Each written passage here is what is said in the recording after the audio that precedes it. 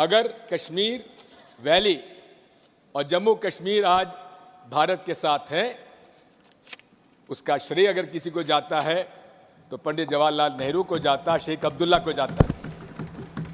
और दूसरी तरफ जूनागढ़, जहां बाहुल्य था हिंदुओं का, वहां नवाब साहब अपने हवाई जहाज में बेगमों को छोड़ गए, बाकी लोगों को ले गए और पाकिस्तान चले गए, लेकिन जूनागढ़ भारत का आज एक अंग है। आप कितना ही अमित शाह जी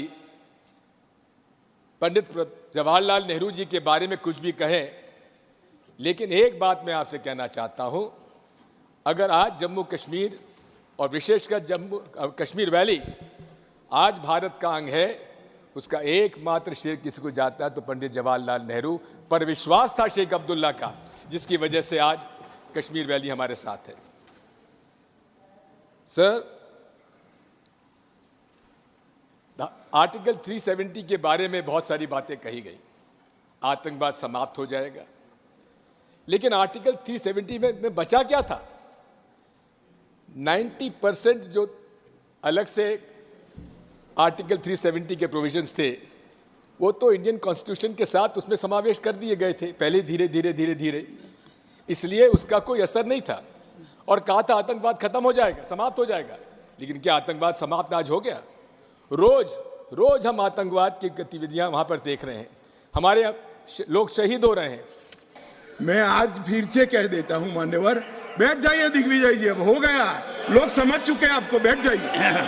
मान्यवर he is not yielding, go ahead, honorable home minister, he is not yielding. मान्यवर, मैं स्पष्टता करना चाहता हूं, गुर्जर भाइयों की एक भी सीट लिए बगैर बड़े संवेदनशीलता से बकरवाल भाइयों को दिया जाए, हमें कोई आपत्ति। गुर्जरों को जो फायदा मिला है उसमें कोई बदलाव नहीं होगा। ट्राइबल के सारे फायदे एजुकेशन में और बाकी सारे नौकरियों के रिजर्वेशन में जितने भी फायदे गुर्जर भाइयों को मिल रहे हैं, पहाड़ियों को मिल रहे हैं, वो पहाड़ियों को जो भी मिलेगा वो उसके अलावे मिलेगा।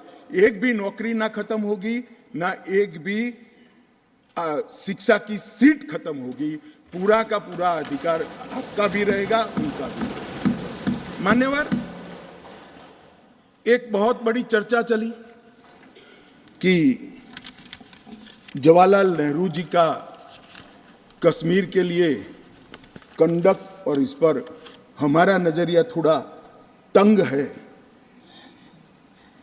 जहां तक तंग नजरिए का सवाल है साहब, देश की एक भी इंच जमीन का सवाल है, हमारा नजरिया तंग रहेगा, हम दिल बड़ा नहीं कर सकते।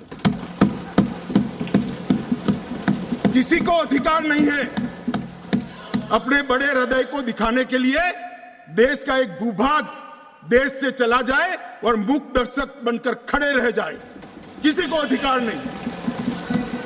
मैं आज फिर से कहता हूं, ये आरोप से मैं सहमत हूं, हमारा नजरिया तंग है। देश की एक इंच जमीन भी जाती है तो इसके लिए भारतीय जनता पार्टी का हर कार्यकर्ता सर्वोच्चता से संघर्ष करेगा, लड़ाई करेगा और लड़ेगा, हमें कोई इसमें शर्म की बात नहीं। मान्यवर, मैं कुछ बातें कहना चाहता हूं, बहुत कुछ कहा है, अभी कहा गया नेहरू के कारण कश्मीर यहां है, नेहरू जी के न होते तो शायद ये बिल ही नहीं आता और कश्मीर होता ही नहीं, इस तरह से कहा। मैं आज कहना चाहता हूं कि जो आजादी के बाद भारत की रचना को जानते हैं उनको मालूम होगा हैदराबाद में इससे भी बड़ा प्रॉब्लम हुआ था। क्या जवाहरलाल जी गए थे क्या?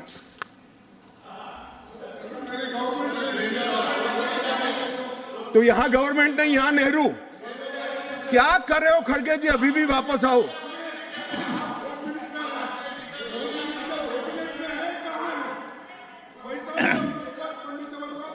एक मिनट, रिकॉर्ड पर है, कश्मीर में दिग्विजय जी ने सरदार पटेल का नाम नहीं लिया। एक नाम दिया शेख अब्दुल्ला का, दूसरा नाम दिया जवाहरलाल नेहरू का। तो वो होम मिनिस्टर थे, क्यों नहीं दिया भाई? अब सुनिए दिग्विजय जी, अब सुनिए, सुनना पड़ेगा, ऐसे नहीं चलेगा। हमने सुना है, धैर्य से सुना है। मान्यवर जूनागढ़ में क्या जवाहरलाल नेहरू गए थे? हैदराबाद में जवाहरलाल नेहरू गए थे, लक्षद्वीप में जवाहरलाल नेहरू गए थे, जोधपुर में जवाहरलाल नेहरू गए थे।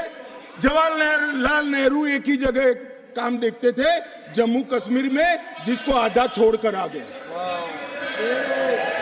एक ही जगह देखते। मान्यवर, दूसरा, विलय लेट क्यों हुआ? सारे लोग जानते हैं साहब, इतिहास को 1000 फुट नीचे दफन कर दो, वो ऐसा बीज है जो वटवृक्ष बनकर सच्चाई बाहर आ जाती है। सब जानते हैं कि हमारा विलय इसलिए लेट हुआ कि महाराजा पर किसी एक व्यक्ति को विशेष स्थान देने का आग्रह था, शेख अब्दुल्ला को विशेष स्थान देने का आग्रह था। इसके कारण विलय लेट हुआ और पाकिस्तान को आक्रमण करने का मौका मिला।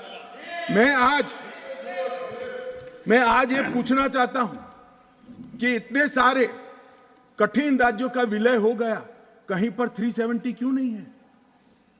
क्यों नहीं है? ना जोधपुर में है, ना जूनागढ़ में है, ना हैदराबाद में है, ना लक्षद्वीप में है। क्यों 370 नहीं है?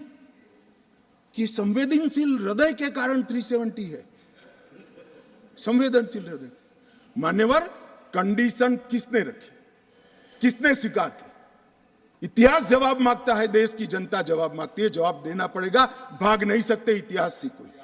मान्यवर, सेना भेजने में देरी क्यों हुई?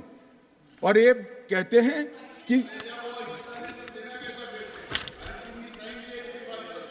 इसके बाद भी देरी हुई है।